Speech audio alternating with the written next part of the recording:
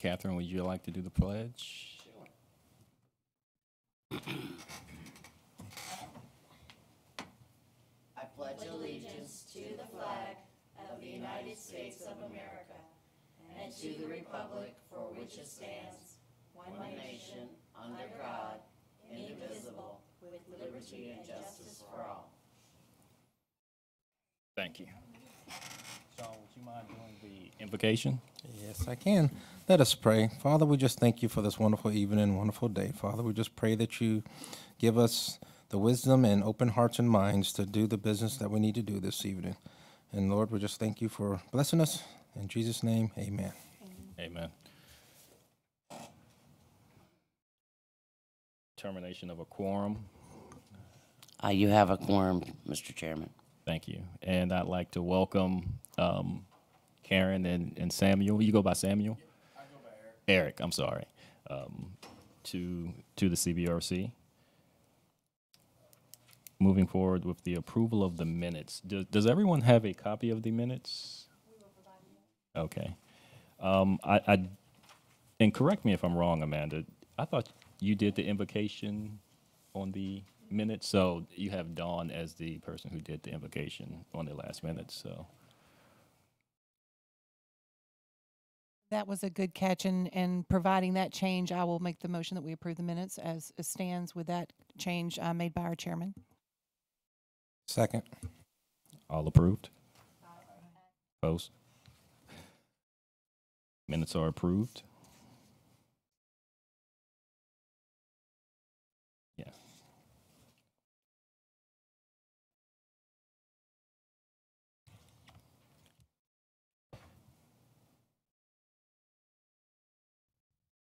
Just giving Catherine some time to catch up. And just following the agenda, under new business, we have a presentation tonight from Miss Crooks, Director of Department of Social Services. And I know at our last meeting we had the opportunity to talk a little bit about social services. I actually had an opportunity to tour the facility and see a lot of the good work that they do and the things that they're doing with the resources that they have. So thank you for coming, Ms. Crooks, and I don't want to take up too much of your time, so if you like to come and just talk to us about some of the things at DSS, I would,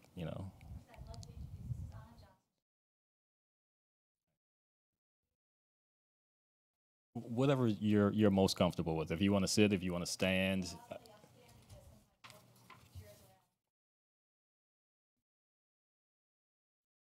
Thank you.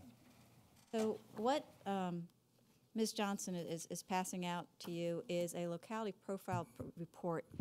I figured this would kind of be the easiest and give you the best overview of the organization, because if we walk through it by page, it'll sort of introduce you to our services, our programs, and it'll also give you a little snapshot about the level of activity that's in the county. Like I said, this is a profile that it's based on the state fiscal year, which coincides with the local fiscal year of July 1 through June 30th. The sort of gives a very overview of both our demographics, and then we'll go through the different services that are covered by it.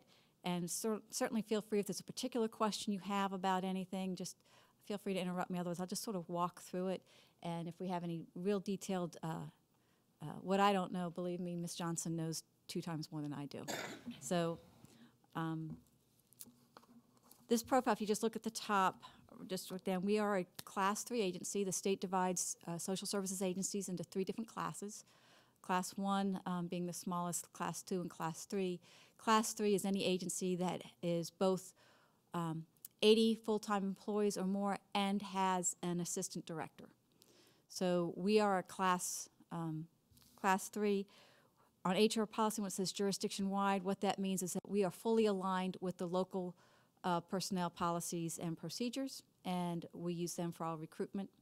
That's different on different agencies in the locality. Our IT support is full. That means we are fully supported by the state. While we do have some county-owned computer systems in our agency, the predominant we predominantly use the state system, and the state supports that system. So if there's a software push, that's on the state's dime. If there's something that needs to be fixed, that's sort of what the state does. And then the type of agency board, there are two type of boards that a social services department can have. One's administrative, one is advisory. Administrative, generally on that cases, they have the hiring, firing, they do the budget. They actually have administrative control over the department. In this locality, the power of the board is actually vested in the county administrator, and then we have an advisory board. So if you're going through, again, the first pages is just kind of a general picture of the demographics, giving you our population count. They highlight the number of people of all ages in poverty at about 9,600, and the percent, overall poverty percent about 7%. As you can see, we sort of trend above the northern region, which is comprised of 25 localities. There's 5 different regions in the state as far as DSS goes. But we trend way below the state average, which is it's a positive for us. Then there's just some breakout over history through the years, particularly with percentages of poverty, whether it's all citizens or whether it's just focusing on children. I will point out, you notice in 2006 we started that upward trend. That's when it really started kicking off with the Great Recession. And while the recession officially ended in about 2011, 2012. We actually peaked in 2014, and we've seen some decrease, but we are nowhere near our numbers since pre-Great Recession. What a decrease in overall services that people are No, requesting? this is just this reflects the decrease in the poverty rate, the number of persons living below the federal poverty line. And while that is, we get the federal poverty levels each year for a single household, that's in the 12 to 12,200 range, and for a family of 4, it's about 24,000. So on your next page, there's just further information. It goes through the unemployment rate. As you can see, of course, that was very low back in 2006, started trending up. And we're down to 4.1 at the close of 2016, which is the latest data that this came from. It gives you some information on non-marital births and teen births, and while non-marital births are up, the rate of teen births are down. And again, this is just all sort of setting the stage, the demographics about sometimes those things that are important to the drivers of the need for social services. If you've have been listening to the presentations we've been making and the discussions we've been having with the Board of Supervisors, we've been focused on clarifying that misconception that somehow the rate of poverty then drives the whole agency demand for services on the agency. And a large part of what we do is not driven by strictly what the general economic standard would say that is. In fact, as we have seen the unemployment rate go down, you will see in the next couple of pages our Medicaid enrollment has actually gone up, and that's an assistance program. And certainly, while socioeconomic status may play into some of our other demands for services in our child welfare and adult welfare services, abuse, neglect, exploitation happens across the economic strata. So, I'm sorry, go ahead. No, go ahead. No, I was just wondering if the increase in the Medicaid enrollment as it relates to a decrease in unemployment, just kind of how that is related. Is that because individuals are working but working below the poverty level and still need those medical benefits, or? Well, that's true, and that's one of the things why the steady improvement in the unemployment rate has not equated to a similar trend line in our other assistance programs. While even though SNAP has gone down, it hasn't trended right along with unemployment because sometimes the employment people are getting, sometimes they're underemployed, sometimes they'll be employed but still their income still qualifies them for access to assistance. With Medicaid, a lot of times it has to do with the number of children who are on the program, and again, there are different aspects to it. It even relates sometimes to our foster care. As our foster care numbers go up, a lot of times they are then qualified for Medicaid, and they may not have been on the rolls before. They're not driving that huge number, but it's just some of those factors that happen. A large part of it is, it's just that just because you're employed doesn't mean you're making a living wage. Yeah. And that's the bottom line on that aspect. So I'm looking at page 3. Page 3 is just a snapshot of the year on the number of applications that come in. I think this is a really important thing to keep people in mind, because on our assistance side, our public assistance, and that is our SNAP program, which is Supplemental Nutrition Assistance Program, otherwise known as food stamps. It's our Medicaid. It's the TANF, which is the Temporary Assistance to Needy Families. Those are all considered assistance programs. And we'll talk about caseloads. However, caseloads doesn't reflect the number of applications that come in. And applications do drive work. Each application can take anywhere from 2 to 12 hours to process, sometimes longer, depending on the complexity of the household and of the factors that are associated with that particular case. So seeing these high numbers of applications also, you just need to keep that in mind. That also drives our work demand, and it's just not how many people are actively on the rolls.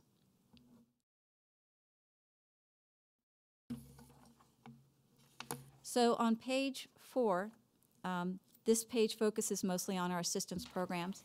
Kind of the highlights are, you look to your right, you see that number of 26,266. That is the unduplicated count of persons who accessed assistance, didn't apply, but actually was approved for assistance in the state fiscal year of 2017. So if someone applied in June and only maintained eligibility through October and then came back and applied again in March, they would still only be counted once. If they applied for and were eligible for SNAP, TANF, and Medicaid, they're still only counted once. So this is an unduplicated count. So that's pretty significant to remember, that 26,266 different people were actually accessing assistance during the state fiscal year. What are some of the reasons for that? I understand this is just one time, this is one person being counted, but for the high levels of recidivism of individuals coming back in and applying again, I know it's probably multiple or well, I actually can't speak that that's a high number of recidivism. I hate Okay. that word. I always fumble it up. I'm just saying, just letting people know that if John Doe applies in April or in June and it gets approved, and then he achieves a certain level of self-sufficiency, but then loses that self-sufficiency in February, that he's still only counted once. But it is a very good point. We do have people who will close their case, and a couple months later they may have to come back and open it again. So those are all part of those numbers. The little purple box at the top of benefit programs gives you a year count starting with 2012 and going to 2017, and gives you those unique counts within the program. So just looking at year 17, there was 15,469 SNAP enrollees, and then there was 1,568 TANF. There's 23,014. There could be some rollover in those numbers between counts. So some of those people in SNAP may be in TANF, may be in Medicaid, but that 26,266 is that unduplicated count. So then they give it to you in bar phone, and this is where it's interested, those eligible SNAP clients by calendar year, and that's where we did see a big dive, going from starting in 2013, going down to 2014, and then continuing, and you see it's coming back up again just a tiny bit, and that trend is sort of holding so far in this year as well. The big decrease going from starting in 2013 and then sort of finishing on in 2016 is that when the recession started and the high unemployment rates, the federal government relieved what's called the ABOD requirement on SNAP, and that's able-bodied adult without dependents. There's a work requirement to SNAP. You have to be engaged in work or in work-related activities such as job search, job training for a minimum of 20 hours a week to be eligible for food SNAP. They suspended that requirement in the middle of the Great Recession because there just wasn't anything out there for people to access. So in 2013, they brought that requirement back in. And it's fairly complicated. There's a clock involved. You're eligible for a certain amount of period of time, and then you have to be off for a period of time, and then you'll be eligible. You can be eligible again. So the point is that drove down the numbers, but it actually increased the work. So, Because that same one case can now take 2 to 3 times the level of effort to manage it. and I guess that was I was about to ask that. Are your workers having to then manage that Yes. other piece of that? So they had, I guess there's no good way to say it. They had some relief when they took that provision or restriction away. Well, actually, no, the extra work started right away because your period of enrollment was only 3 months. So first thing, when they brought that requirement back in, all the workers had to go in and identify all those cases that were going to be subject to that work requirement. And then the work requirement started. You had to notify the people, then come in. The number of appeals start to go up because our recipients don't necessarily understand these program requirements, and there's a right to appeal any negative decision of the agency. It goes to the state schedules with us. So the volume of work associated with managing these cases has actually gone up. Okay. And again, the number of applications that still need to be processed, those have pretty much stayed steady. So people, continue to apply. Because there's no rule that if you get turned down for a program 1 week, you can come right up the next week and apply again. Because maybe your situation's changed in that 1 week. Maybe you've got some information that you weren't able to provide the previous week. So people, and we do have some clients who do, they continue to apply. And we try and do our best to make sure we fairly evaluate each application, no matter if it's the first one or the 10th one coming through. The TANF clients, this is that trend downward is reflective of a state trend. I'm not sure if that uptick in 2017 is reflective of a state trend.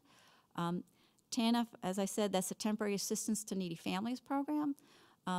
You have to be almost destitute to qualify for that. The threshold is less than $8,000 annual income. So, and that's a program that, while it's a low number, again, is work intensive because there's a clock involved. A person can access TANF for 60 months in their lifetime, regardless of where they live. If they use 6 of that months in California, they've used up 6 months of their clock. We're required to, make sure we manage that and become aware of that and make sure that information is in the system. They can access that program for up to 24 months consecutively. If they use a full 24 months, then they have to stay off for 24 months, and then they can come back and access their clock again. As you can imagine, a number of people who are aware of the system will stop their clock at 23 months, and then they can come back in a month and they can access it again. So, Mrs. Crooks, what do they do if they have run out of money? I mean, what happens then if they're making less than $8,000 a year? if they've accessed their if they have fully accessed the TANF program, they've fully accessed the TANF program. And so we keep a inventory as current as possible of community resources that may be available, other sources of assistance that are outside the agency, and we try and make sure they are as fully informed as possible. And if we're connected to that family in another way, maybe they're a prevention case, maybe they're an adult services case, we'll try to do our best to help them access those resources. But at the end of the day, if their clock has run out, their clock has run out. Hopefully, though, our goal is that we've moved them to self-sufficiency by that point. And, that is our goal. That is what we work towards. And we work very hard with our citizens to move them in that direction. And I wish I could tell you with firm detail what exactly the outcomes are, but we don't have any tracking data for 3 months or 6 months after they've actually exited the program. The next chart over is that eligible Medicaid clients by year, and those are individual enrollees, not number of cases. But as you can see, there was no drop-off with them at any point. They have continued to increase, and so has the workload associated with that. The next demographic at the bottom of the page just gives it to you by age group. The following page, page 5, is then also, this is not enrollees, these are number of households. So that's a little bit different number than what you've seen from comparative purses. You saw the child care program. Those are those are children. And that back on page 4 when it said child care, those are the number of children that are on some type of child care subsidy. On the next page, number 5, it's talking about the households. So that's why the numbers look a little bit lower for that. And again, these are not current snapshots. These are the ones that were the counts served during a year. My current number of households on Medicaid, I was told by our regional office, I hadn't looked at the report, is just over 9,000 last week. And the number of SNAP households that runs generally about 4,200 to 4,300 households are on that. So energy assistance is a program that happens through the year. There's fuel assistance, there's crisis, there's cooling. So those are 3 different sort of periods during the year. On that column, you'll see that they give the counts by program, and then for 2017, they gave you the unique count for energy assistance. That's the number of households that accessed an energy assistance component during the year. And how long are they eligible for that energy assistance or that fuel assistance? The energy assistance, it deals pretty much with one bill. Mm-hmm. So if they've got a heating, say the cooling assistance, generally if they are having difficulty meeting that cooling bill, or sometimes if they need a fan, those type of things. But it's a one-time event that they get approved for that period. If it's fuel assistance, that's generally some type of heating, Mm-hmm. whether it's your power is electric, whether it's propane, whether it's kerosene. Again, it's kind of a one-time event for that period, but you can access it multiple years. Okay. So overall, that's kind of a picture of our assistance side. Work structure-wise, we have 28 eligibility workers, and I'll just touch 4 supervisors. We have 3 TANF workers. We have 3 VIEW workers. VIEW program is not reflected anywhere in this. VIEW is the Virginia Initiative for Employment, Not Welfare. Anyone who is on TANF, unless they are medically exempt or have a child under 1, is required to participate in VIEW. If they don't, they automatically disqualify themselves then for getting TANF, which is a financial assistance program. That's our services side. Can I answer any questions on that before I move to well, that's the assistance side, before I move to our services pieces? Can you explain the child care? The child care there's a number of programs. There's Head Start, there is TANF Transitional, and there's Fee-Based, which is a subsidy program where you don't have to be on another assistance program to qualify for that. So the Head Start is not sum sufficient, and by sum sufficient I mean as long as there's demand, the state provides the funding for it. And it's provided for children who are eligible for Head Start. Then the TANF Transitional, or TANF, is for those people who are active TANF clients or are moving off of TANF. And so that is a sum sufficient. If you're qualified, you can access that program.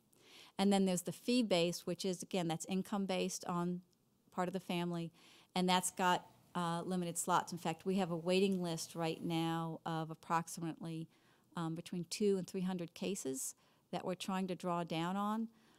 But that's one of the areas we just don't really have the staff to support the caseload. And it's one of the few, in fact, almost the only area, I think, in services where we can say, oh, sorry, we can't help you right now. You'll have to wait.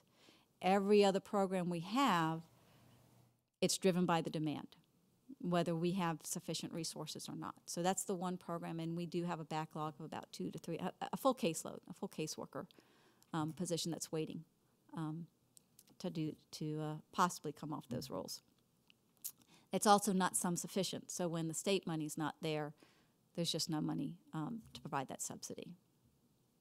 Is that, and those are for individuals who are working and who want, Yeah, generally you have to be employed. It does not, it can't be used for job search. You actually have to be employed, which, you know, is a challenge because looking for work when you have child rearing responsibilities in itself can be difficult. I have a quick question. Is there a limit to the number of benefits per household? It seems like it's an average of 2 per household that you're supporting. As far as the number of assistance programs they can qualify Right, because for? I realized through the SNAP, TAF, and the Medicare, it's like, it almost seems like it's 2 per household. No, there's no limit. It's all based on what are you eligible for based on the criteria of that program. In some, it's strictly income-based. In some, there may be some non-financial criteria that might make you eligible. But there isn't a limit that says, oh, you've already got Medicaid, you've already got TANF, you can't have SNAP. You have to choose which one is a priority to you. Like, what I mean is, there's not a limit of how many in a household could receive the assistance. But a husband, a wife, and an older child, like a son and daughter. So could you have like 4 that could receive the benefits in one household? Well, when you're in a house, it's based on your household makeup. So say you're applying for SNAP. You have to tell us how many people are in that household, and your level of benefits will be based on the number of people that are in the household. Is that what you were asking? Okay. Medicaid may be different in that your children may be eligible, and the parent, then may have access to limited Medicaid, so it may not be that they're on the same plan. Okay. So if we move on to, later on I'm going to touch back on an aspect of public assistance, but I want to go ahead and keep moving through this period so that we just sort of follow this document. So now we move on to the services side. And services, we have adult welfare, which is our adult services, and also adult protective services. And then we have our child welfare services, which has to do with the child protective services, responding to complaints of abuse and neglect. And then the foster care, which is obviously when children have come into the agency's custody.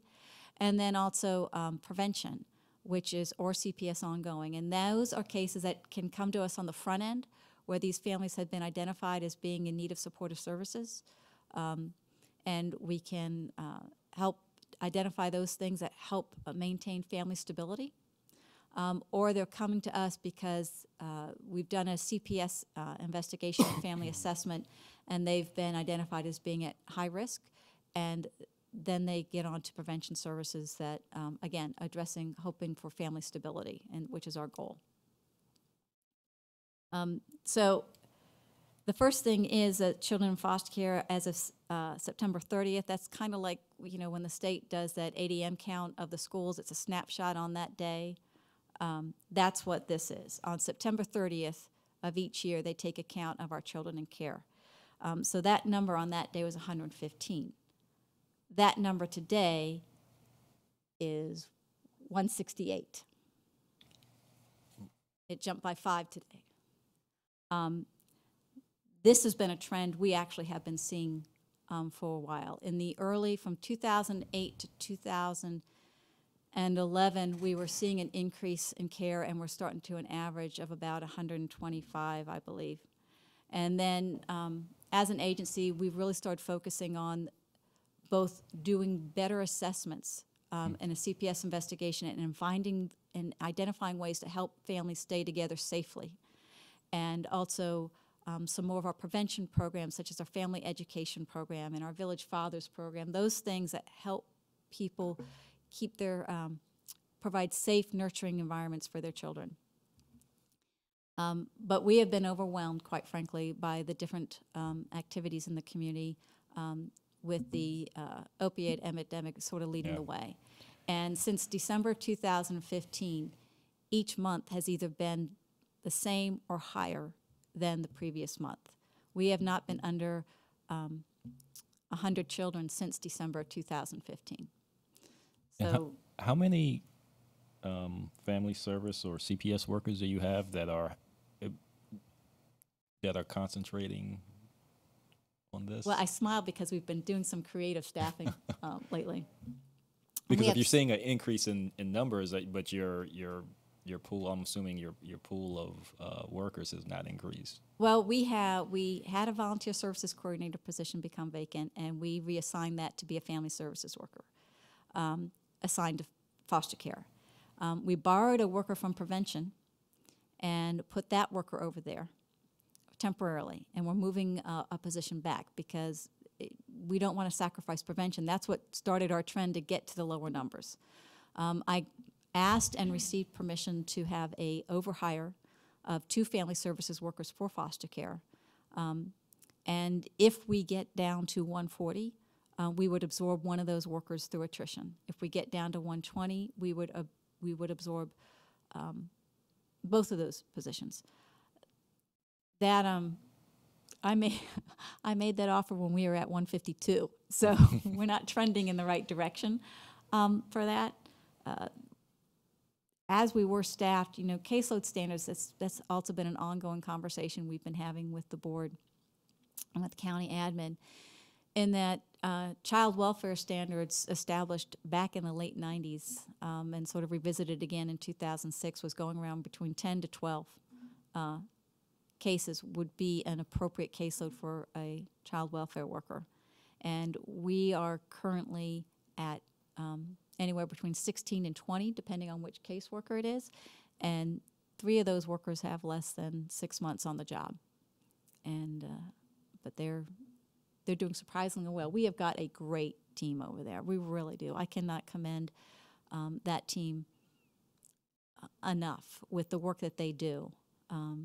And the example of it was today. We have a sibling group of 5 come in, and instead of everyone doing the professional version of, okay, who's got it, they are actively looking who can best support this case, and how do we support the worker who's then supporting this case. They truly do take the team approach under some very difficult circumstances, and I'm very proud to be part of that team. And I'm sure Anna could second that. They're just a great staff. Mrs. Crooks? Yes. Are you able to place all these children with foster families that reside in Spotsylvania? Oh, no. No, we have children all over the state. And sometimes it's not based on the availability of, sorry, someone asking, did I? Okay. Children are, our first goal would be to place them with a local resource family. A resource family is a foster family who's been trained and is sort of part of our, the word I'm going to use is stable, but our pool, thank you, much better word. Our pool of resource families. But children who come to us where we know we do not force anyone to take a placement, which is the real issue. So when a child comes in, say the group that came in today, we will call around to our placements, and we will ask them, we'll give them what information we know. We are required to tell them everything we know. No one gets blindsided by information that we have. They may get blindsided by information we don't have, but they don't get blindsided with information that we have in our possession. And when we call you, we may tell you, we've got this group. This is sort of what has been observed. This is generally why they are with us. And then it's up to that foster family to say yes. No one is just becoming a certified foster family does not mean you are then required to take a placement. So if, though we've got a great pool of foster families, and they really do try and help us out if at all possible, but if we can't find a family that's appropriate to that child's needs, or we know at the front end, then we go out to licensed child placement agencies. The Bear Foundation, Bradley and Thompson, United Methodist Family Services. They have their treatment or therapeutic foster families. Those are families that are both, they are certified resource families in the state. They've also got extra supports from those particular agencies, and we will see if they can help us find a placement. It may be appropriate that the child, based on the needs that they came in with, it's more appropriate that they need to go to a group home. It may be that they need an assessment and an A&D assessment in diagnostic. which can be a 90-day placement, so that we can make sure that they get in the best long-term placement.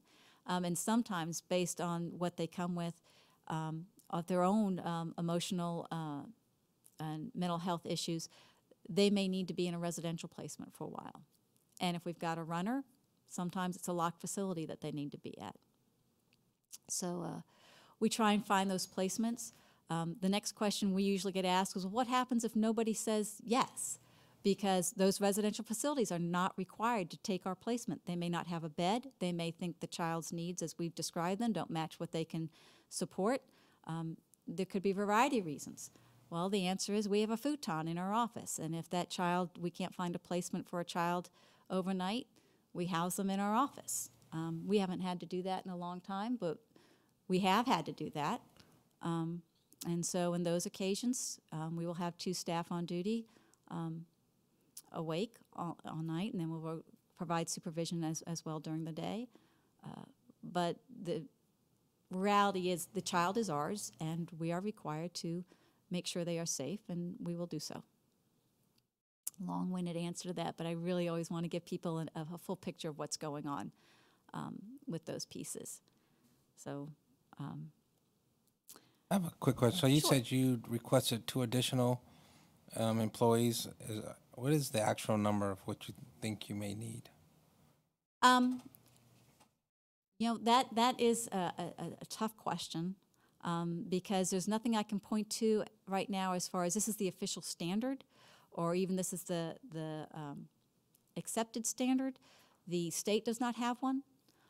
When I did a comparison of the 25 local agencies in the northern region to see where people are at, I got numbers, but the challenge is that people use their family services workers in different ways. Some of the smaller agencies, if you're a family services worker, you may be doing CPS and foster care. You may be doing CPS, foster care, and adult protective services. You may be doing prevention. You may have some workers who all they do is foster care and do nothing else. All of our workers carry a caseload of adoption subsidies. That means if a child has been adopted out and they've been approved for ongoing assistance, our worker then manages that case. Sometimes that's very simple. Sometimes it can be fairly complicated. Again, depending on the needs presented by the child and some of the decisions in the family. So it's really even hard to then just compare, hey, what's going on over in Stafford? Even what's going on over in Fairfax? What are the staffing ratios to that? So it really is an estimate of hey, how are we doing and what do we think is best for how we're structured. So we had asked for 2. If I was offered another 2, I would certainly not turn it down. But that would get us into our space conversations. And I don't think anyone, I think we've sort of played that out. We are, the board is on, appears to be on board with us that we need to do something about our space. Quite frankly, right now, the positions that were approved to go full-time in the budget, the additional half eligibility aid that's been approved, these 2 temporary workers, my floor, when those 2 workers come on board, will be full. So while I need another child care worker, I'd certainly need more family services workers, Medicaid expansion if it goes through, and I was going to touch on that a little bit. Yeah, please do. All those things are going to increase demands for work and on space demands, and we'll have to get very creative in finding space other than the 2nd floor of DSS because that space is full, unless I move a function out, such as if I moved visitation off the floor, which is not, she would never let me do that. But those are, you know, there's only so much square footage, and so you get a staff approved, but you have no place to put them, it's just the same as if you don't have the staff. So we really are working with the board to try and address that space issue.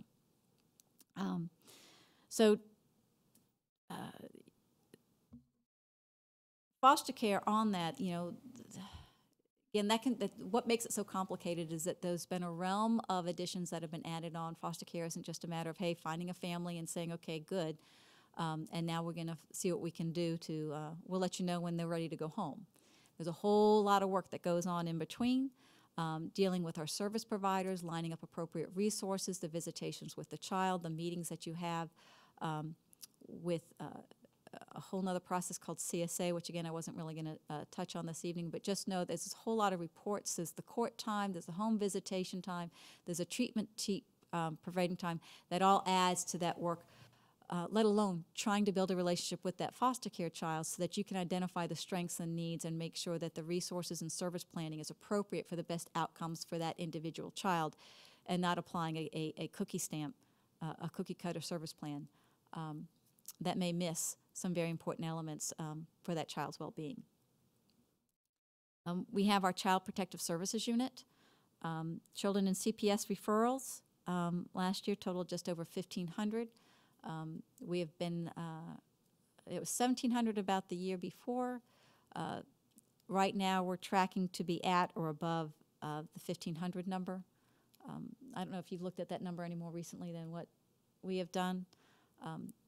CPS also gets complicated because one of the things that drives our services needs is changes in policy.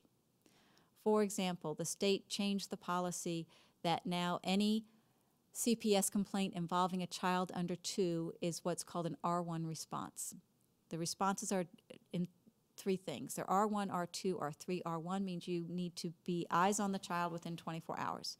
R2, you have 72 hours, and R3, it's 5 days. So now every complaint that comes in that involves a child under 2, if it meets state criteria for a valid complaint, has to be responded to within 24 hours. That puts additional burden on staff. Another change has been their change in substance-exposed infants.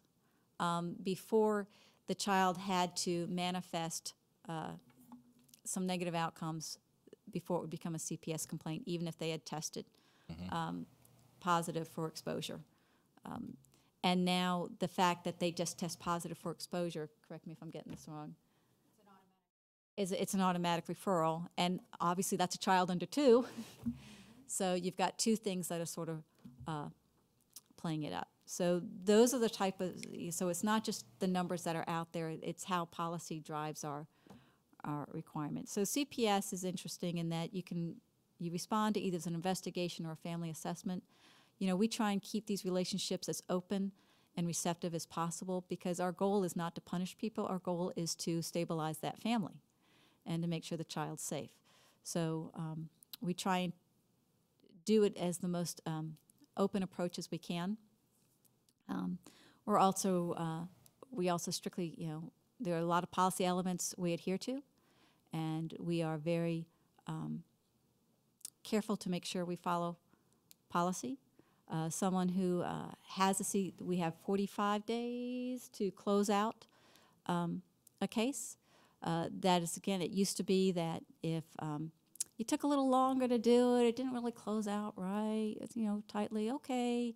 But now if a case isn't closed in 45 days and the person appeals their finding, let's say we did a founded disposition, we said it's a level 3 of something, and that person appeals it, the state's going to overturn it because we didn't get it done by 45 days. You would have to have a medical or police record justification for it to really go beyond that. So again, those are some of those policy changes as they tighten up those loose ends. And quite frankly, I also hold the staff to a strict standard. If they did not do it the right way, interview the people that they are supposed to, not just the shoulds, but they captured every shall. They did not interview people the right way. If they do not have the required preponderance of evidence, even when my gut may be telling me it's the right finding, we will amend it because we're going to make sure that we do things right by our citizens and make sure that we are clear on what we do and hold ourselves to that standard as well. So again, they are very careful then about that work because the worst thing, I hate doing it, they hate hearing it when I say, I'm sorry, I have to overturn your finding. Adult Protective Services, that's another growing area. Adult Protective Services is not just about abuse and neglect, it's also about financial exploitation, which is a growing issue that our seniors are experiencing. It's becoming not just more frequent, but highly complicated. We've had cases that we've been part of successful resolution that involved the hundreds of thousands of dollars. What makes this more challenging from APS to CPS is that APS, you deal with the aspect of individual rights. And just because someone is making choices that are not in their best interest, they have the right to make those type of choices as long as they have the capacity to make those choices. So that's a challenging aspect of our adult protective services aspect of not just dealing with what's going on, but the role of the different players in that. And again, we're still striving for stability, we're still striving for safety. And our thing, sometimes it's not a matter who's right or who's wrong, but where are we at the end, as long as that person is safe and secure and if they've been restored. And unfortunately, a lot of times we're also time limited, not just by policy, but a lot of our clients may be in declining health. And we want to resolve that issue and not have it resolved due to natural causes. So then our prevention, which is not on this page, and we don't have numbers, our prevention caseload anywhere is generally from 20 to 40 kids who may be in active prevention cases. As I explained before, those can either come to us on the front end and that they've been identified as being in need of some services. Maybe they came to us from the courts, maybe they've been identified in the community, maybe they've come to us on their own, or they've come to us through our own CPS, that in doing the family assessment or the investigation at the close of that event, they are identified as high risk and recommended for services. Generally, these are largely voluntary. However, if the family's not complying and it's putting the child at risk, we can then go to court and ask for forced cooperation. We look to that because in the prevention aspect, we're really hoping that the children don't come into foster care. Because foster care is, as wonderful a team as we have, it's still a traumatic event for the children. And then when that gets disrupted, and they return, another traumatic event for the children. So prevention is, I can't overemphasize how important that piece is. And we take some different creative approaches to that. Because we look at those issues, what are the real threats? So we have one family worker we've designated as a family stabilization specialist, and they work with those family issues that might be driving the instability, whether it's chronic homelessness, whether it's chronic underemployment or unemployment. Maybe it's some mental health issues that they haven't gotten the appropriate services for. We try and work with that family prior to it becoming an issue where the child's health or safety is at risk. And hopefully, again, moving that child to that whole family toward being self-sufficiency and independent of any type of services interventions. Okay. So the next to last page on page number 6 is where I said I was going to sort of step back just a minute to those public assistance. What this tells you is our spending, the financial piece of it. They have the column for the federal dollars. Some of those pass, the majority of those pass through us, and the state spending. The local, and where it says NER, that's not eligible for reimbursement. Those are local dollars that we may spend on, like our volunteer services coordinator was in a position that was eligible for reimbursement. We have over 20 different funding streams that we access, but the majority of staff is funded through what's called our base allocation, and that's a combination of federal and state funding, and what's not funded through that is through what's called our base pass-through, and that's federal and local dollars with no state money. So the most interesting thing that I generally point out to people is if you go to the bottom is in that section, it's not the bottom of the graph of the table is on the right, where it says client benefit spending. What that is, if you go over to the right and particularly in SNAP, those are the benefits that are actually paid to our citizens. So this local SNAP program, that's $15.2 million that are paid to the Spotsylvania clients that then is then spent in this locality. A lot of states will consider SNAP as an economic driver in some ways. One state even has a SNAP recruitment program. Well, they will go out and make sure people who are eligible are applying, because then they have that additional assistance, which then gets spent locally. That is very interesting that people receiving benefits to a certain degree are really kind of driving Maybe the driving some economic activity, yes. driving the local economy, because I guess they are spending those dollars at Yes. Walmart, maybe Costco, or Particularly the SNAP and TANF dollars, because those are all pretty much a lot of our clients, as you can see, are probably have limited transportation opportunities, and so they are going to be doing most of their shopping. What do they do? It's going to be local. The Medicaid, a large part of that represents premiums paid to providers. So that may or may not be within the confines of Spotsylvania County. Because Medicaid and FAMUS, those aren't benefits actually paid to the client themselves, whereas TANF and SNAP are. would it be similar that individuals who are receiving Medicaid who may not have access to transportation like the SNAP and TANF may be utilizing local Yes, that local is true. urgent cares and or other medical Yes, so facilities? those provider payments may be located locally. The differentiation I'm trying to make is just so that they're not paid directly to the client themselves. But that's still, is that 60 million? That's 117 million 117 in million. Medicaid and FAMUS. It's 15 million in SNAP and another 1.3 in TANF. Child care is also generally a local amount. That's another $1 million. The foster care and adoption, those are the subsidies, the maintenance, not subsidies, but maintenance payments. For a child who's in care, there is a basic maintenance payment that's age-based.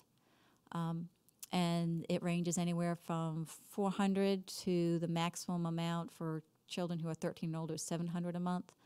And then sometimes they're as an enhanced maintenance, those children who are placed with treatment foster families. We talked about TFCs. Generally, those are assessed against what's called a VMAT, which is a Virginia Enhanced Maintenance Assessment Tool. And depending on where they score, if they score 0, there's no additional payment. But if they, I think the base score is 8. Is that the minimum score to access cash, or is it 4? That's anywhere from $240 some odd all the way up to just over $2,000, and that's a supplemental to the base rate. Those monies, as we've said, when you asked, hey, is everybody who's a foster family, are the kids all located here? That is not all, obviously, then all local. A good number of our kids, we try to keep them local, but I couldn't tell you. Do you know what the split is? Okay. Do you know what happened to the 5? Are they local that came in today? The 5 that came in today stayed local. That's good. Because it's important for them to stay local anyway. This is their community. You know, this is where they have ties. And, you know, some of those ties are pretty positive. Those are their strengths. And we certainly want to, continuity and consistency are 2 very important aspects of serving our children. And so if we can maintain them in the community, that's always our first goal. It's just unfortunately sometimes circumstances require that they be served outside. So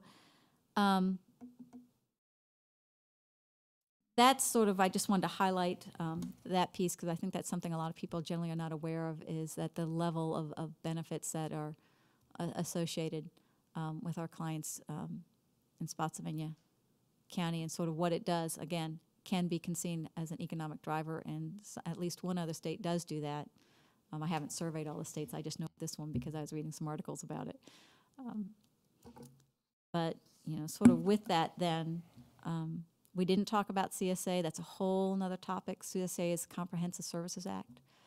It's another way we assist our children, but that's children coming from the schools, court services, the Community Services Board, and DSS. That's a discussion. I'm happy to answer if there's any questions on that, but just suffice to say that it's a very expensive program. The budget for that is approximately $9 million, including the staff, the staff that supports it, and primarily like private day placements from the schools get funded through that. Other community-based services for our children, both, again, who might be in care or under case management with the schools or court services unit. That's what funds their access to services. Sometimes there's parental placements if a child needs some residential-based therapy. They go through CSA for that type of thing. And not a child because parents can access that as well. They don't need a referral from an agency. They can access it on their own. So, but that's associated with DSS, and we certainly help with that. Jumping to the question of Medicaid expansion, is it going to happen? Unofficial but reliable sources from multiple places say it's highly likely. What it will look like is sort of the question that's on it. The version that's in the House bill has associated funding for additional eligibility workers to support the additional number of enrollees, which is estimated at over 300,000 should expansion go through. The Senate version does not. There is a work requirement that is being considered. That's another version, and that work requirement would be similar to that work requirement that's part of SNAP. However, they haven't determined how that work requirement would be managed. It might be that it's managed through some of the workforce agencies, such as the One Stop, which is that's a state program, it's state funded. But my guess would be it'd be attached to the case. So not only would it be another case, it's going to be a more complicated case, which is going to require even more staff time to manage. Would The that state, be I'm sorry? similar to the I believe you said ABOD requirement? Right. The work requirement that's on top of SNAP. So I don't know if there'd be clocks attached to it or if it'd just be a straightforward. We don't know any of those rules yet. We just know that that's part of that's under consideration, and so we'll just see what happens when it happens. If it does go through, and the state's projections were that there would probably be about 5,500 additional Spotsylvania citizens who would qualify. So that would increase our current snapshot roll. We have about 14,000, so we're talking about a 1/3 increase in the number of enrollees. So that's kind of something for me to chew on as I'm thinking about how I'm going to staff that. The state, like I said, the House version does have money set aside for approximately, they're looking at about 300 eligibility workers across the state. Keep in mind there's 120 agencies.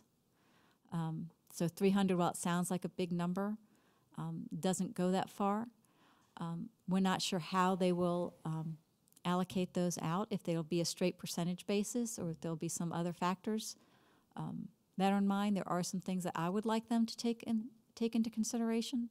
It goes back to that base allocation number I was discussing with you, that's where predominantly where our state, where our staff are funded from. That has a match of 84.5 of that is state and federal, and then 14.5 of that is local funding.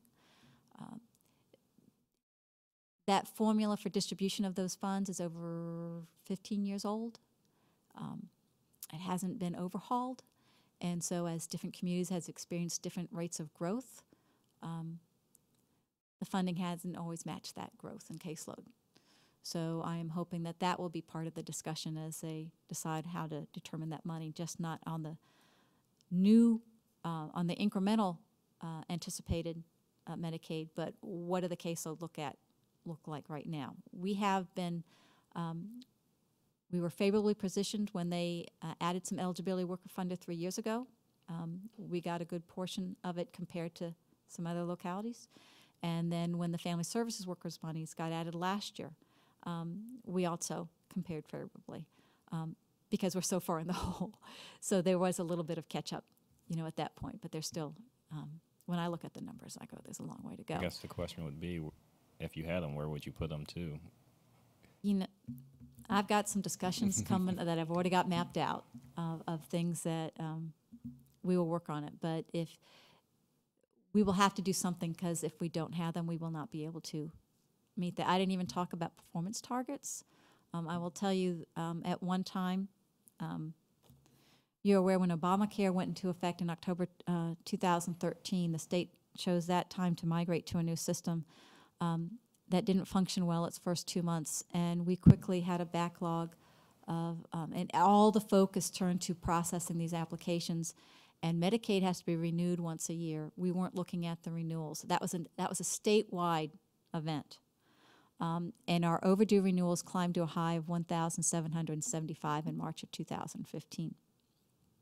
And we have employed a number of strategies to eat that number down, and last week we had 5, which is well within the 97% performance target. And our application numbers, we were running, again, the performance target's 97% completed timely. That's another 45 and 30 days are some of the state's favorite numbers for timelines. But you have 45 days to finalize a Medicaid application and dispose of it, either as approved or denied.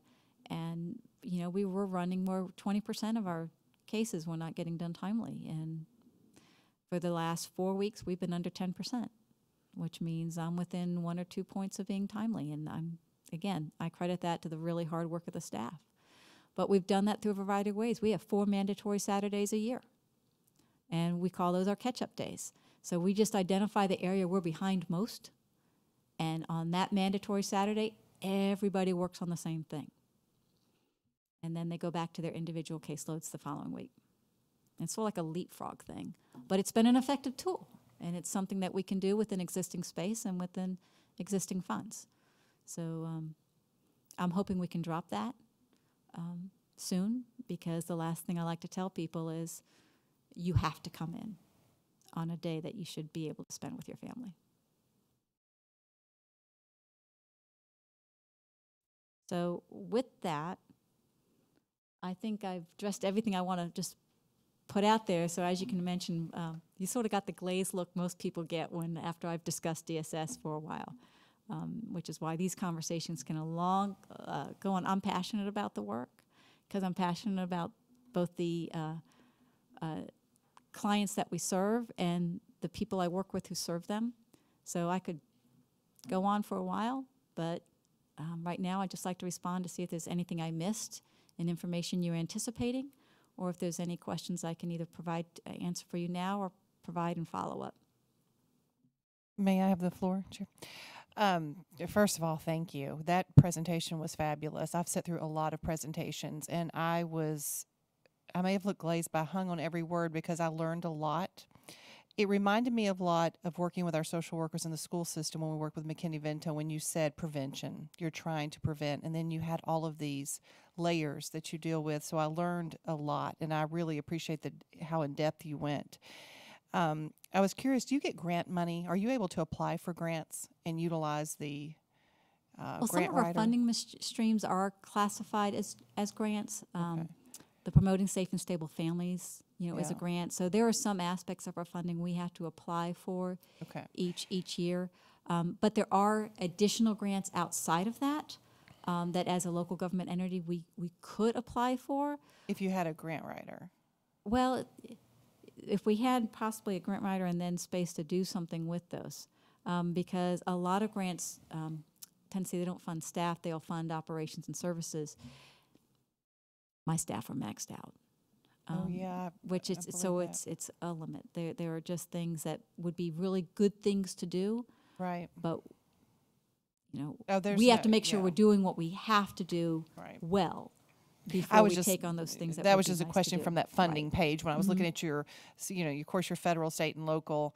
I wondered if you had any other ways, and you're right. There's no way that you all could do that. I was just wondering if that's a Yes, possibility. there are different opportunities out there that Yeah. that we could apply for. If And we so I choose. can't remember. I feel like Spotsylvania does have a grant writer. Yes, they do. We do. They correct? have I know the Annette school division D'Alessandro does. and has Okay. on the finance. She's wonderful, and she forwards us stuff. She keeps us Good. informed of potential opportunities. And so you're clearly dealing with unfunded mandates, just like all other entities do, I guess, from the Well, I would state, probably federal. classify them as underfunded rather than unfunded because we do get some. Yeah. With all of them? With the removal of the family services coordinator, almost everything we do is Has a some must-do and has a funding stream Okay. attached to it. The only things we do in addition to where we rely primarily on donations is our Holiday Hope program that we do, which is our Thanksgiving and our Christmas assistance program, which is something that's outside the state programs, the state Yeah. and federal programs we administer. Well, I made some notes as I was going, but I'm just going to say, y'all truly do fabulous work. I mean, the first thing as a citizen, I can't thank you enough. I have a passion for these kids, and what you do is amazing. And this was so good for us as the CBRC because, as you know, we're an advisory committee, and we know your space has become on our plate as a forefront of something we wanted to look into. And, in listening, you learn that it's space, staff, you need support. And I hope that we can advocate to support. You have my full support. Sometimes I feel bad listening to this, that I feel like we've gotten behind in supporting you. So I hope we can certainly help advocate to our supervisors what you all are needing. You did a fabulous job, gave us some good information, and I will definitely be contacting my supervisor, and I hope that there's some way that we can help you in your space. I have not seen it personally, but I've heard so much about what's going on and how wonderful you all are doing under the circumstances you're in. So I thank you for that very Thank you.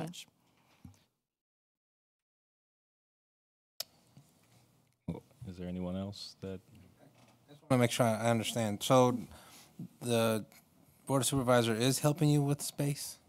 It's been part of the budget discussions on the space constraints that we are currently facing, and the limited opportunity to no opportunity for growth that we have as we are currently situated. So different options have been discussed and continue to explore, but the agreement is there that DSS needs more space. I think the timeline, obviously is still under discussion. The immediacy of the need is still maybe parts of discussion, and best options are part of that discussion. At the budget work session the other night, part of the discussion was, because it's not just the space. And then if you were listening, there's the issue of the parking around that building, that it is a mixed-use parking. And we're a heavy traffic agency, and planning is a heavy traffic agency. And so it might be that we're not the best occupants for that building, just because of the volume that not only do we bring in terms of staff, but the volume we bring in terms of visits. So they are looking at different options, but obviously it needs to be well thought out, and it needs to, one, that assures appropriate stewardship of the other resources of the county, and that it meets, it makes sure that we are meeting then the needs and the growth needs, and not finding a solution that only lasts 3 to 5 years. I will say on the table was a frequent question people ask is, well, why can't they use a converted commercial space? There seems to be an abundance of them in the community. And that's not a bad idea, but the problem is that 45% in looking, I took a 1-month review, and true, it's 1 month, but that month was not unusual from other months, where about 45% of our foster care workers, 45% of their time is spent with the courts. And then with our CPS, it's anywhere from 30 to 35% of their time spent either in court or in cooperation with a Commonwealth attorney and with the law enforcement, with the sheriff's office. So we sort of did the scenario, and for every 5 minutes you move my agency down the road, 5 minutes one way, meaning a 10-minute round trip, you're probably costing me about 3.1 workdays. So the only way you can move us out of this area is going to be when you give me more space. You're also going to need to be adding more staff, because I can't, I need to make sure we have an appropriate presence in court, an appropriate presence in the case. And the worker can't do both at the same time if they're getting excessive road time, which is what happens. We already spend a lot of time on the road because, again, a lot of our kids are out of the area, and we have to put, we want to, but policy also requires that we have a face-to-face with them at least once a month. So if they're in, we have workers going down the road to Richmond, we have workers going down to Suffolk, we have workers going to Roanoke, we have workers going to Dinwiddie. Where's the next one?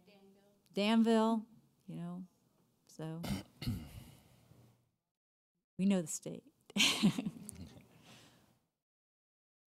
I wanted to also thank you, Gail. It is certainly overwhelming and heart-wrenching to see what's happening, and thank your staff for the great job that they do. I've visited twice, and I have seen it. The problem is real. And I have contacted my supervisor and will continue to contact my supervisor. And certainly hope that they come up with a great solution for you. Okay, if I may be so bold to bring up a topic, and that's the issue of training. I know it's one of those areas that when people review budgets, it's one of the areas they focus in as being probably more likely to be discretionary. But we face some emerging trends that our staff, we need to be able to access training on. It's important that they get the training on identifying injuries.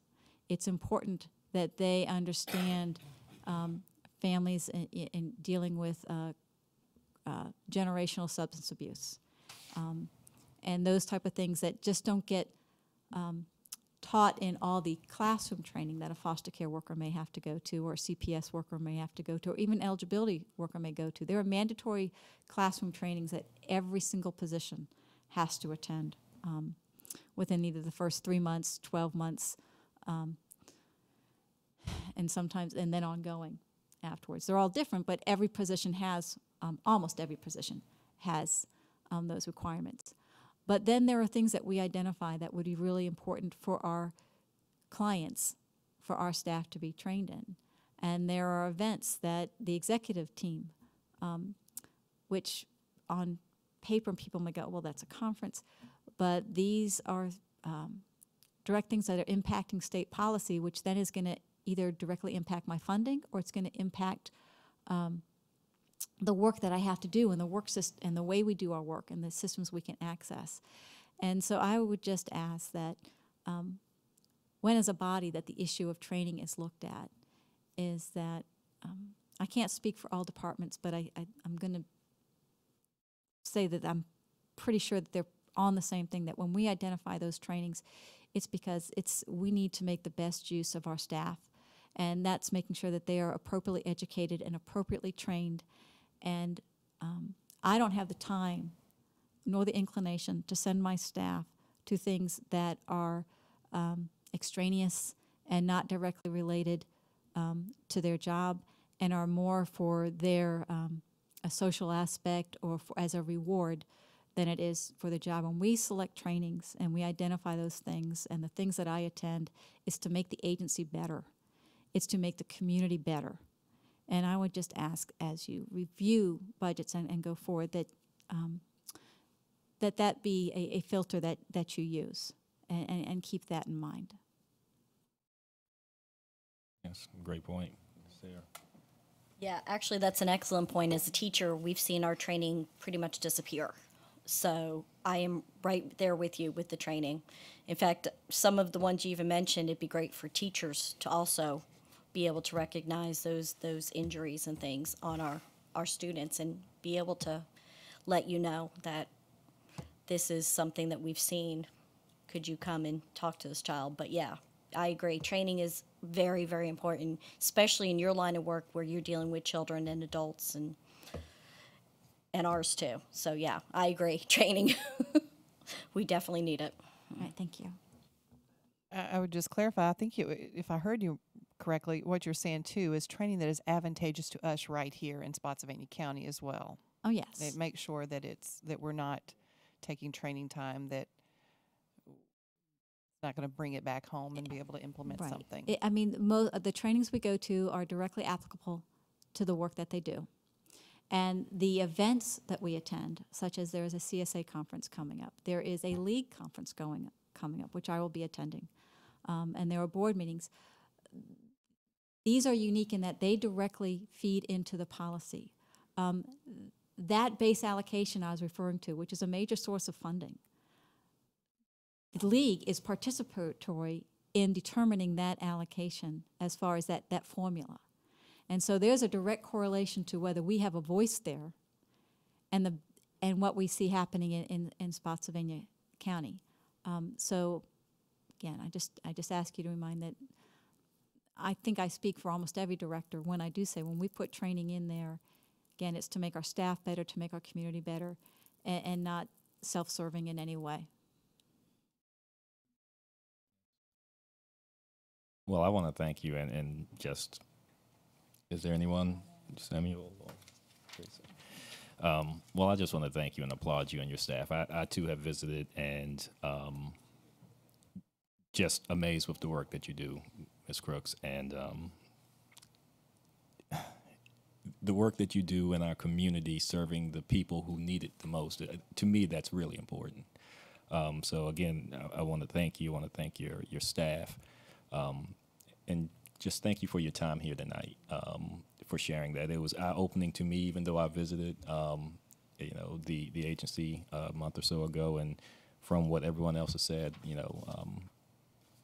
it was eye-opening to them. And I too will be speaking to my supervisor about your needs, because a rising tide lifts all boats, and you do, and your agency does great work for people in the community, and people need to know that. So thank you for your time, and you as well. So there. I know. I just want to say one. I know everybody said thank you. I've been trying to hold back my tears. My mother was a social worker, so to hear your stories, you just took me back to when I was a kid, and that's why I was asking some of the questions. Because if I was a millionaire, I would write you a check and just say take care of it. Because I know that headaches that my mother went through to make sure there was a lot of kids that had food stamps, money, clothing. I remember some of our clothing had to go to some of those kids because I was in Detroit, Michigan, and so I can sympathize. But thank you for sharing that with us. So I'm looking forward to rolling our sleeves up and see where we can assist where we can. So. Yes, you definitely do that. Well, that'd be great. And again, if there's any questions, if you read through those materials and have any questions, just forward them to me, and I'll be as responsive as I possibly can. Thank you again. Thank you. I would like to segue into a program called Ticket to Work, which is a federal program. And just for full disclosure, it's one of the things that I manage this program federally for Social Security. I manage the East Coast operations for this program.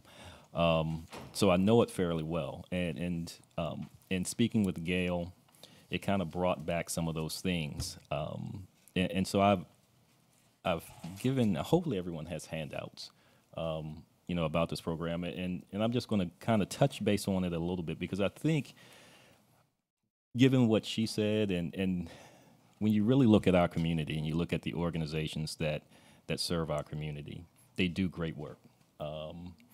And as the community grows, there's going to be a greater need to support these organizations. And I believe through this federal program that these organizations that do great and necessary work in our community could supplement, their funding. And I don't think it's my position or this committee's position to really drill down and get into, if you do this, then you don't need that. That is strictly for the county and the finance department. But I wanted to kind of bring this up and and talk about it a little bit. So if you all can kind of bear with me as I kind of go through this, just kind of explaining, and for anyone who's looking who may not necessarily know about the federal program. So essentially, Ticket to Work is an outcome-based federal program. It was created in 1999 to save the Social Security Trust Fund. That was the premise behind it, and the point was to create pathways for individuals who are receiving SSI or SSDI. So those individuals who are disabled, who actually want to re-enter work, because if you're receiving SSDI, that means you've worked enough and you have enough credits. So for individuals who either want to re-enter work, or SSI for individuals who may want to enter employment.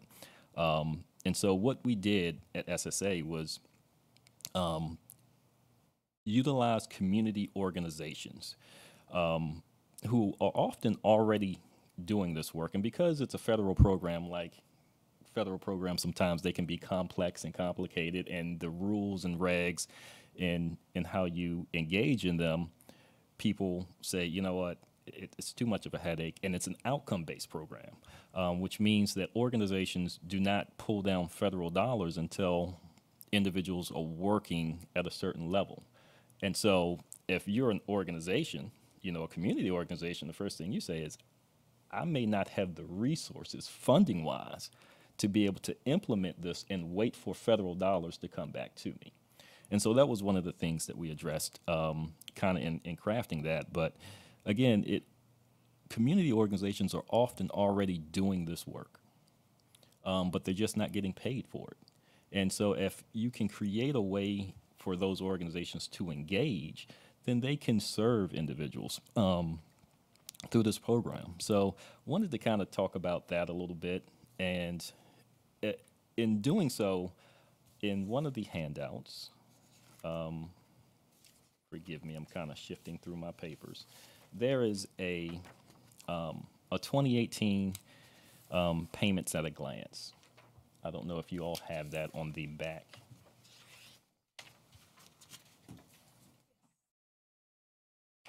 So on the back of that one. And so, if you look at that in comparison with also on page 271 of the general fund, I think there's a handout on that as well. There are several agencies on that page that do great community work. And these are dollars that are part of the general fund. And again, this is not about cutting funding from any of these organizations, but it's a way that these organizations could supplement the funding that they're getting, from the county, which I think only is going to increase as our community and our county grows and people come in. The need is going to be there. I think we all would be in agreement that, we wish the need wouldn't be there, but that's just not the reality.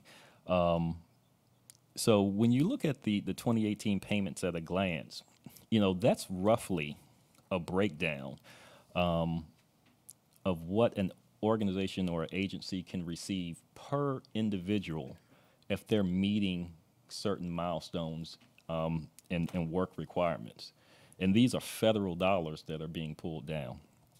And so when you look at the regional agencies from the budget page 271, again, there are several agencies on here that could benefit from engaging in this program. I was doing some research, and I was looking at one organization, and and this is a good thing. There's one organization on here that actually assists with supporting individuals with applying for SSI and SSDI.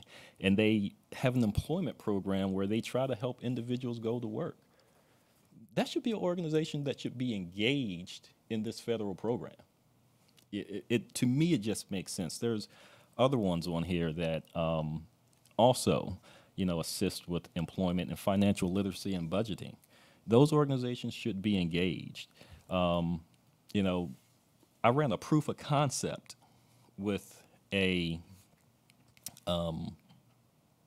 HBCU in Baltimore, Coppin State University, historically black college and university, where they are utilizing graduate students, actual students, because they have a disability program, and like most universities or community colleges do, they have disability services that they provide, but they are engaged in the program because they're working with students who are coming into the community who are then eventually going and becoming employed, or they're actually in school and they're working at the same time.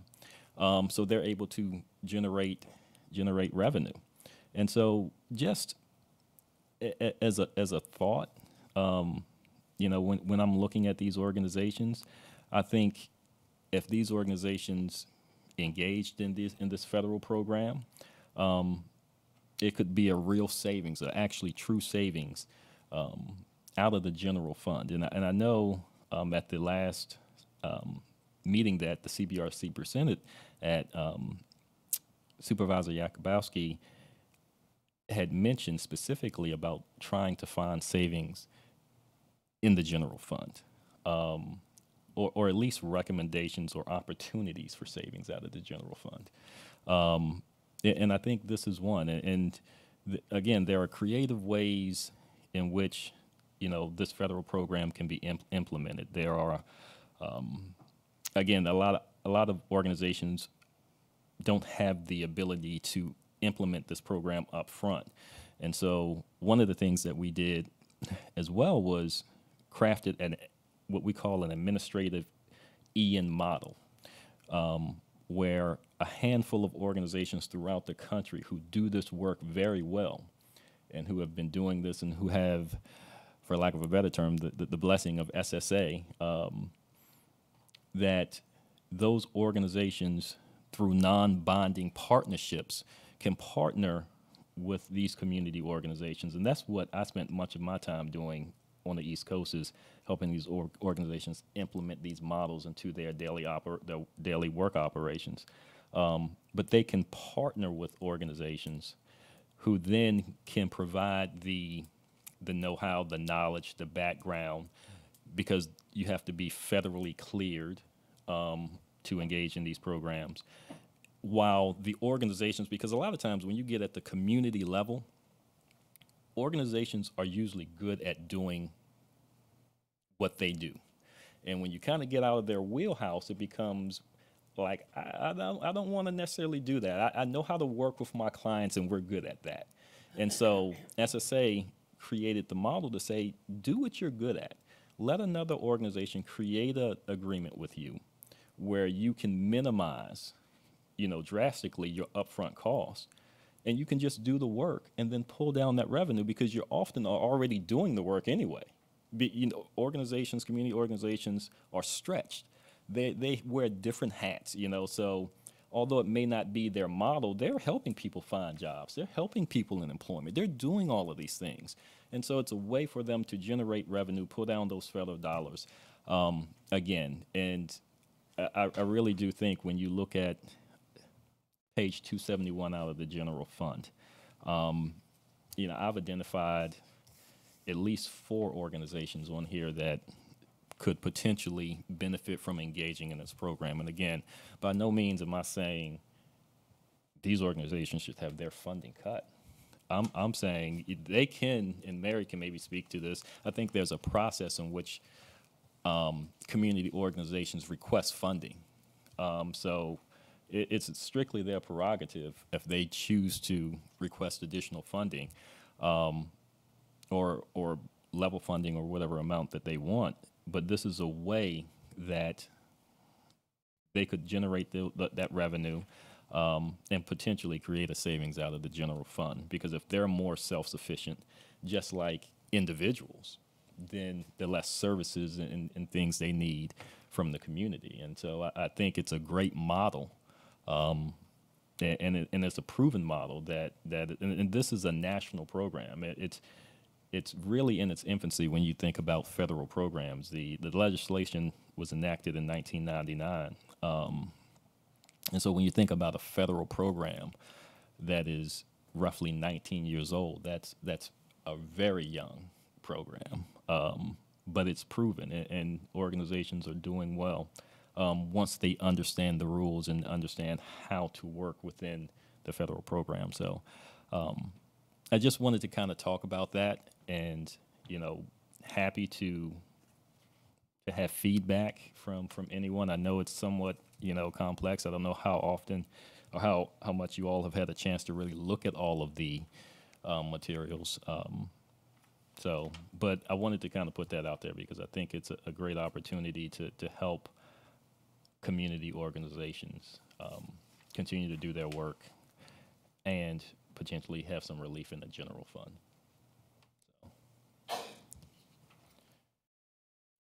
I would support, definitely. I mean, anything that absolutely would be helpful to us. And it sounds like you just said we're already doing a lot of it in these organizations. It seems like a no-brainer and kind of a win-win. Yeah. What I'm not picking up, and you could probably tell me, is how do we connect that dot to where Spotsylvania and this program get off the islands and marry each other and connect together? How does that happen? Well, part of that is just through conversations and just there's plenty of information out there, but a lot of that is just through conversations. There is no really. So is that what you're talking about? How? Well, yeah. I mean, how do we make what you're saying work for us right here in Spotsylvania? Mm-hmm. What would be the steps we take? Again, not trying to put Gail on the spot or anyone, but I know you have a tremendous amount of conversations with community organizations that you partner with, and sometimes that's just beginning that conversation. That conversation right there, and saying, here are some resources. It's if they're looking, I can direct them to the website, but it's really having the partners that are engaged begin to have those conversations. Again, for full disclosure, it's the work that I've done, so I've never wanted it to come across as some sort of conflict. Right. I'd be happy to have that conversation with any organization that would want to engage in that, because there are a lot of organizations throughout the country that could help them. But it's really just about having that conversation. Does it take up staff's time? Is that one of the problems? Is that why it's not utilized more? The program is not? It takes up staff time when they do not know how to necessarily Yeah, so implement and it's that- operate it. But once you begin to have those conversations with the organizations that have done it and can really look at their, from a 3,000 foot bird's eye vantage point and kind of see their operations. Again, they're often already doing the work, so it's saying, okay, if you're already doing this, let's tweak your structure so that you can pull down these federal dollars. You're already doing it. Yeah. So but there's no cookie cutter way, and that is the one thing about the federal program, is that you have to look at each organization. Each DSS is probably, your DSS here is probably different from Fredericksburg and Fairfax. Each organization is different, and I'm not talking about DSS. I'm just saying that as a whole, organizations are different. So you really have to look at that organization, figure out how they can implement it, and then help them with that model. So, Well, is it safe to say then that maybe if we, as the CBRC, if we all have a collective conversation, because I'm a doer. If we hear something that works, let's see if it works. If it doesn't, we haven't lost anything. We've tried. But maybe have you speak, will we start at the county administrator and have that conversation? And maybe if we all agree that we want to use you as that liaison to have that conversation and see if they're receptive. yeah, I mean, And so the CBRC is looking at a way to possibly benefit all the agencies. And yeah, I mean, I think it's just about us having a consensus about how we want to move I forward. would put that out there. I am fully in support of asking Greg to advocate this program on the CBRC's behalf to see if there is a possibility for savings, especially if it's all organizations can utilize this Yeah, well, program. not all organizations. A lot of the community there's some organizations. You had a lot. There Yeah, was a but lot. there are some on here that that wouldn't be able to. There's some that I've looked at for sensitivity issues. Yeah. domestic violence. I just don't think that's something that I would feel comfortable because No. so there's some organizations that I would just say, but there are quite a few that could benefit. And I know we don't have a lot of time now, but I like it. I think that's what this committee is formed for. Is to, and I like the idea. I mean, it sounds valid, and you said it's proven. It's proven. You got my support. If I might, a number of these agencies, some of the community-based agencies, their funding applications actually go through the DSS Advisory Board. That's part of the county's review process, such as, the Boys and Girls Clubs, the Micah Ministries. I think probably a number of the ones that you might have identified. So that might be a conversation to have, is because when those funding applications go through, that obviously opens the door to having some conversations about other opportunities. Also, just if I could put out there, the Rappahannock United Way does a lot of work finding some commonalities and common efforts that may be a good opening point to introduce that conversation with them. So I would just put that as a possible suggestion. Since they are kind of the volunteer clearinghouse, and a lot of these organizations you see also apply to Rappahannock United Way, and there's a lot more regular and consistent interaction than there might in an administrative process than there would be between DSS and some of these organizations. So Rappahannock United Way might have a better perspective on those that are closer to the fit, and some that maybe need to have potential, but it's not recognized yet, and might bring that part along. Well, would you be open to, if we can, as a committee, have come to an agreement, having a follow-up with you or the person that I personally don't know the people. I'd be happy to arrange for an introduction and for a meeting with Ms. Donahue, who is down at Rappahannock United Way, or maybe their financial stability specialist. Obviously, self-sufficiency is something that they are very interested in as well, and they have other programs that help move to that, so that might be a good fit, and I'd be happy to make those introductions. Right. Well, I mean, Greg, it sounds like we have nothing to lose and everything to gain. Yeah. So I would, you got my support and I appreciate you being willing to make an introduction to get us started in the right direction. So that's, no, and thank you for that too, Amanda. And so that's really kind of what I wanted to talk about. And I don't know if we have any other new business for tonight. So does anyone have? When is our next presentation or report to the board? The next, we can make a supplemental report or interim report if we choose to. We just, I believe, we have to let the county administrator know about that, and so we can really make a report to the board at any point in time. If we can come to an agreement on this, no, I would be open to maybe having a report in May. Because I don't know if there's a whole lot that we need to put together on this to give them a report, just so they can have some findings and some results.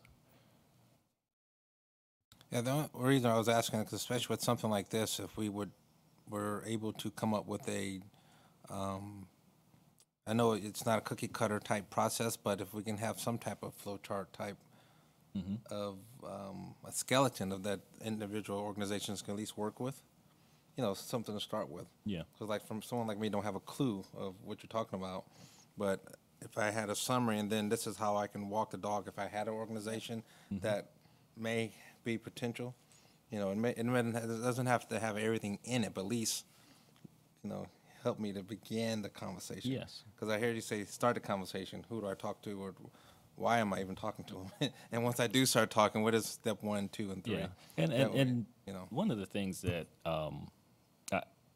I did not want to do. I did, specifically is name specific organizations. Yeah. So although I have them and I have information, I just did not want to do that. I would like to at least have conversations with them and. Just Well, that's what I'm saying. The process itself will help them come forward. Exactly. You don't have to name anybody, just name the process. And I would like, oh, man, my church could do, whatever. I would start asking questions. Exactly. So we don't have to name any organizations. I'm just talking about, since it's a revenue type thing, it's a positive thing. We're just doing the homework and have a report and say, this could work for someone, or it may not. But if he said for us to find savings, here you go. Yeah. Anyway.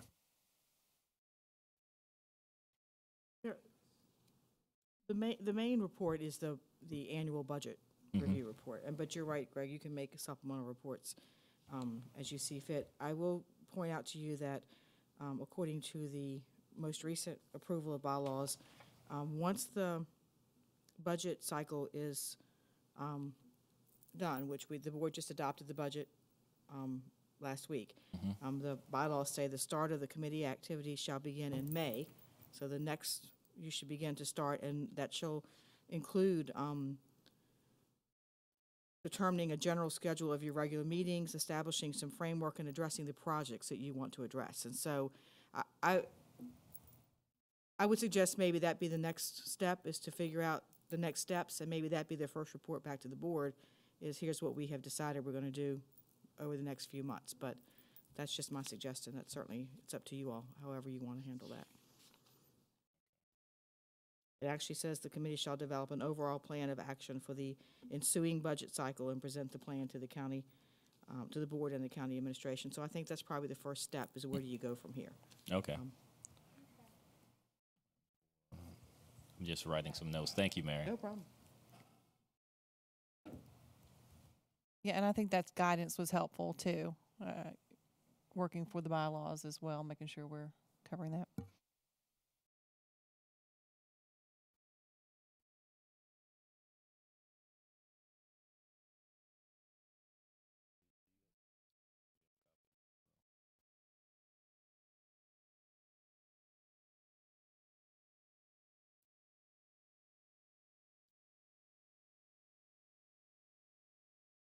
Well, again, thank you, Mary, for that. And so,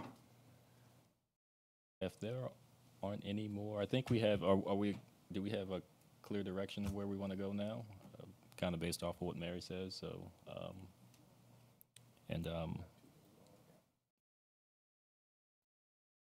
Sort of like the two things that we touched on tonight. Yeah. So, well, if there isn't any, yes, ma'am. I'll make a motion to adjourn. You're. And I second. Thank you. Nothing like a good team.